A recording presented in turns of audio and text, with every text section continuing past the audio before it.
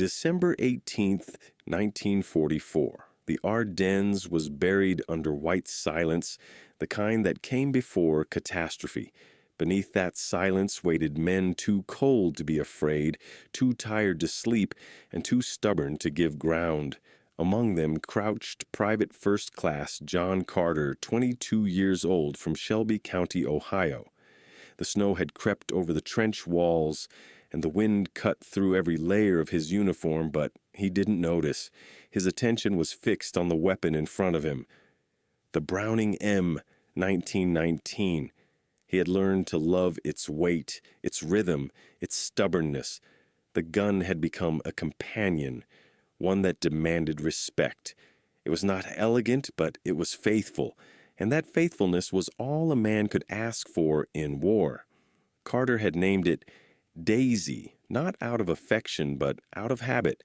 He'd always named machines, the tractor back home, the plow, the combine. It made them seem alive, and like all living things, they had their moods. Carter had discovered the Browning's mood early on, reliable but hesitant. It fired in clean, sharp bursts, but never as fast as he wanted. The Germans, with their MG-42s, made a sound like tearing cloth, a continuous scream of death. Every time he heard it, it made him grind his teeth. He didn't envy the Germans, but he respected their engineering. He wanted his gun to sound like that, furious, relentless, untouchable. The idea came to him during a lull between attacks. The night was silent, except for the occasional crack of a distant rifle.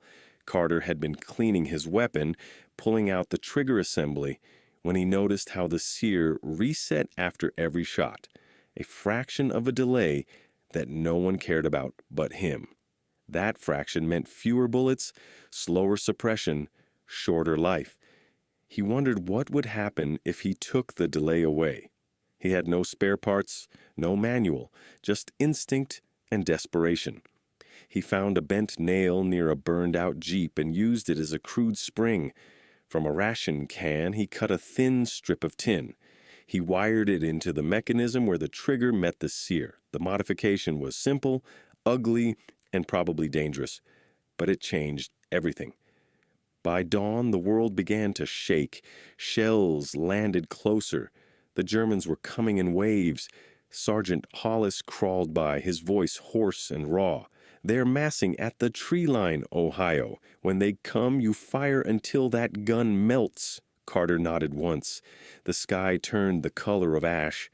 The first German shells hit the ridge, scattering snow and men in every direction. He fed the first belt into the Browning, locked the cover, and whispered, "Sing, Daisy." When the enemy appeared, they came fast, gray shapes against the snow.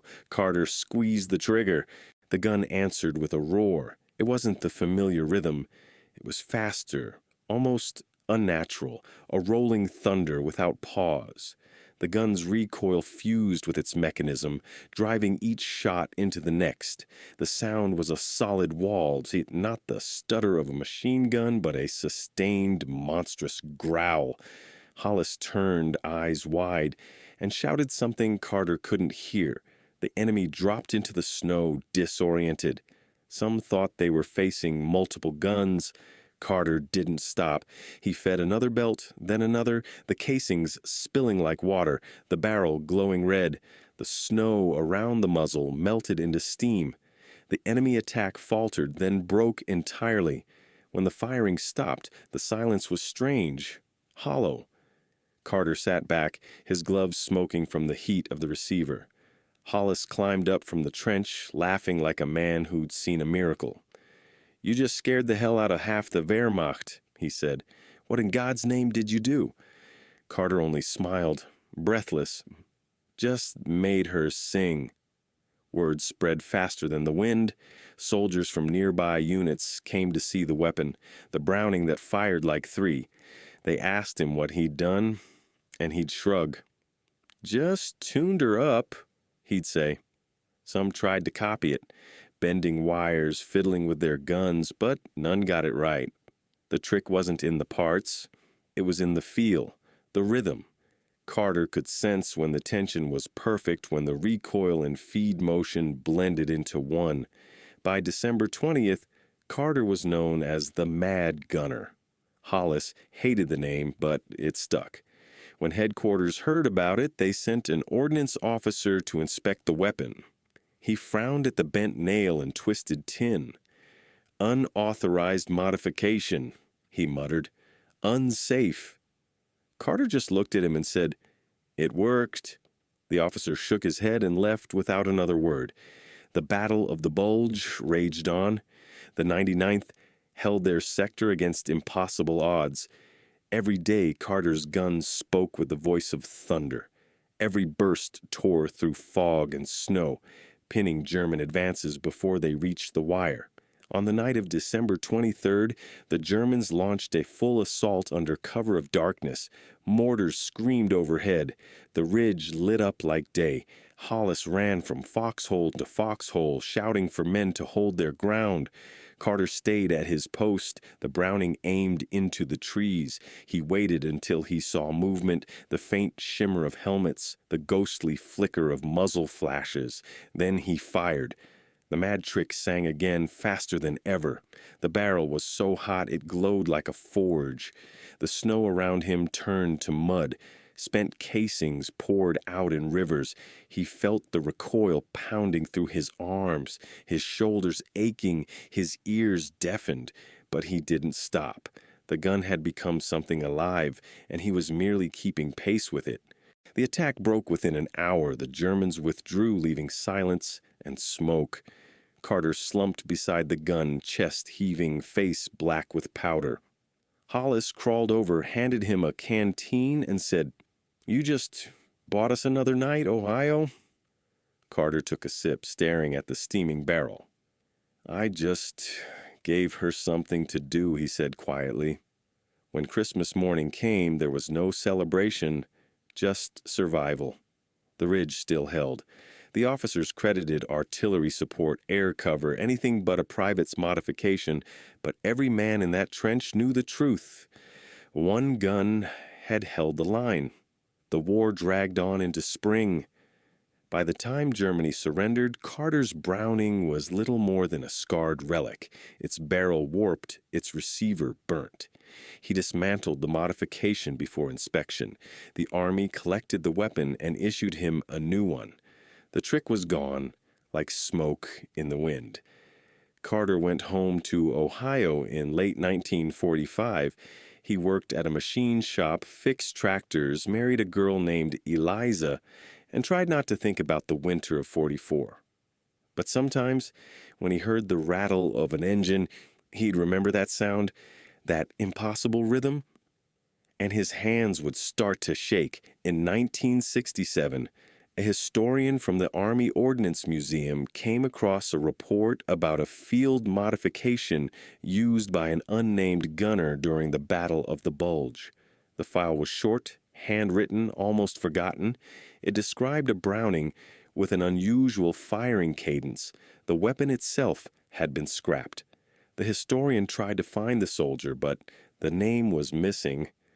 Only years later, when veterans of the 99th were interviewed for a documentary, did John Carter's name resurface.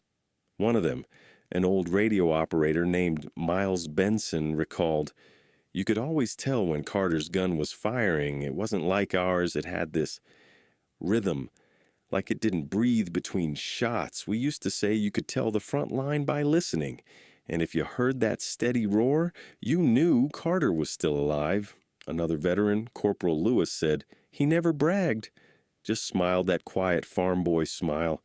But we knew what he did. He gave us time. He made one gun sound like an army." When reporters later found Carter in Ohio, he was in his 60s, gray-haired, still fixing machines. When asked about the mad trick, he laughed softly. "I didn't invent anything," he said. "I just listened to the gun. Every machine talks if you pay attention. That one was scared, same as me." We kept each other awake before his death. He donated a small box of personal effects to a local museum. Inside was a Browning bolt assembly, rusted and warped, and a folded note in pencil. If you make her too fast, she'll burn herself out.